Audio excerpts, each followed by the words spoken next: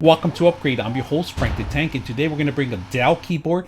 Now, this Dell keyboard is pretty neat. The model number is KM7120W if you're looking for it in the market.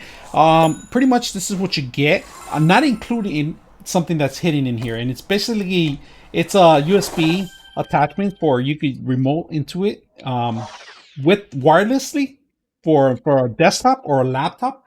So it does come with the actual system here, the USB, and it does come with extra batteries. They give you 3 batteries, right? One for the actual mouse and 2 for the actual keyboard.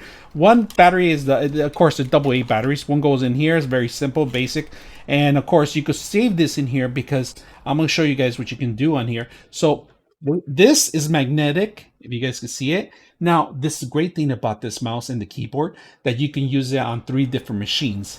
I'm going to show you guys a little demo here. So right now you have the number 1 is the actual USB that you have, the little dongle USB. Number 2 is Bluetooth, and number 3 is Bluetooth. Now to change around, you just click on the button. It'll change to different features, different units that you have to connect to. Now, this mouse has an on and off button here in the bottom. All right, if you guys can see on and off, it's a laser mouse, of course. Very, very handy, very light, very, you can feel it, it kind of molds into your whole hand. I like this feature that you can just remove it by magnet. All right, you don't have to actually take it off. It does have 2 spare mouse buttons here, and of course you have the left and right. And that's pretty much, I like these 2 features. These are extras, these are plus. So, and then on top of that, the actual software, when you plug it in, it automatically comes in, especially if you have the latest update of Windows 10 or Windows 11, it will automatically bring some drivers, and it will ask you for permission, and then you can modify these buttons to do whatever you want. You can modify them to have be the up and down arrow, or 1 or 2, or any kind of button that you normally play. If you're playing games, you could program it to do that too. Now, the keyboard itself, there's 10 keys. Aluminum base, really light, really thin, as you can see. Now on the back of it, on this part right here, this is where you actually set up the actual batteries in here. Batteries sit right here, and also there is another case area that you could save your USB dongle in here. So that's not bad. They give you 2 options, either here or here, so you won't lose it, and then you can just come back to it. Buttons off and on right here on this button here. It's off and on. All right, very basic. 10 keys, really light. I would say maybe less than a pound, way less than a pound. Thinness, I like the side of it, if you guys can see it. Let's see the quiet test. Let's put this on the here on the mark, and we're gonna go a sound test. We're gonna do on and slow.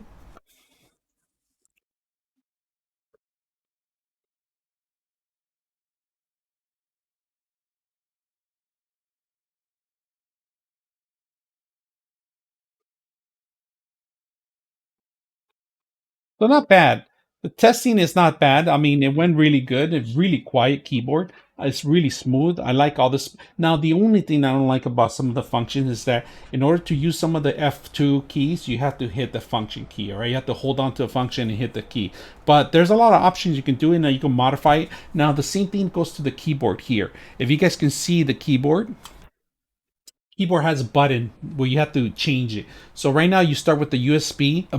First of all, there's an indication of light that tells you the battery is low or it's fully charged.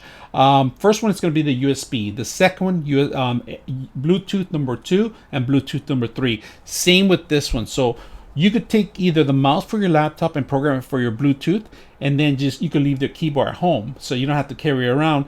Keyboard, when you come home, you could either use it with Bluetooth, or if you have the USB dongle, you could use it. Now, same thing. You could use the keyboard, take the keyboard by itself, and program it on your laptop or desktop or wherever you travel.